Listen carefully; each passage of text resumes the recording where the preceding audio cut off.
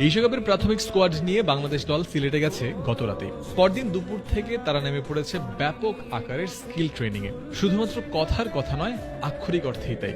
দুপুর 2টা থেকে শুরু হয়ে রাত 9টা পর্যন্ত টানা অনুশীলন সেরেছে টাইগাররা। মাঝে ছিল শুধু 1 ঘন্টার বিরতি। 20 থেকে 26 আগস্ট এমন বিস্তৃত আকারের অনুশীলন চলতে থাকবে নিয়মিতই। বাংলাদেশ দলের সাথে স্পেশালিস্ট ব্যাটিং কোচ হিসেবে জুলিয়ান রস উড কাজ করছেন মাত্র কয়েকটা দিন হলো। এর মধ্যেই সৌম্য সরকার, পারভেজ ইমনদের সাথে তার গড়ে উঠেছে গভীর সখ্যতা। পাওয়ার হিটিংয়ে উন্নতির কৌশল নিয়েই তাদের যত আলোচনা। রস উডের দেখানো উপায় ইতোমধ্যেই ব্যাটিং অনুশীলনে প্রয়োগ করা শুরু করেছেন ক্রিকেটাররা।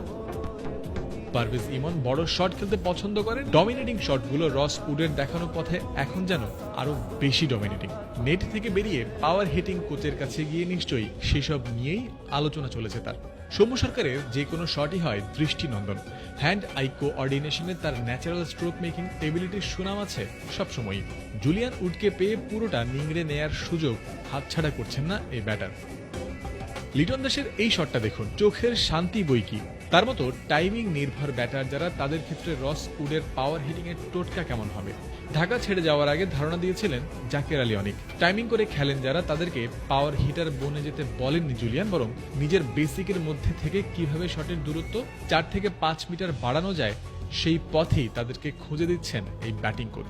যে শটে আগে ক্যাচ হতো সেগুলোই যেন ছক্কা হয়, পরিকল্পনা এগুচ্ছে সেই পথে।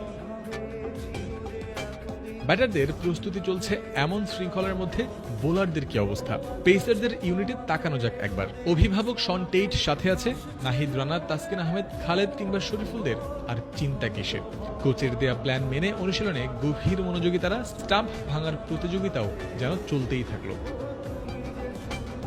সিলেটে স্কিল ক্যাম্পের প্রথম দিনে অনুশীলনের এমন ধারায় দলের সদস্যরা সন্তুষ্ট হতেই পারেন। তবে এ তো মাত্র শুরু। এই ক্যাম্পের বাকি আরো 6 দিন, তারপরে তো নেদারল্যান্ডস সিরিজের দিকেও মনোযোগী হয়ে পড়বে টিম বাংলাদেশ।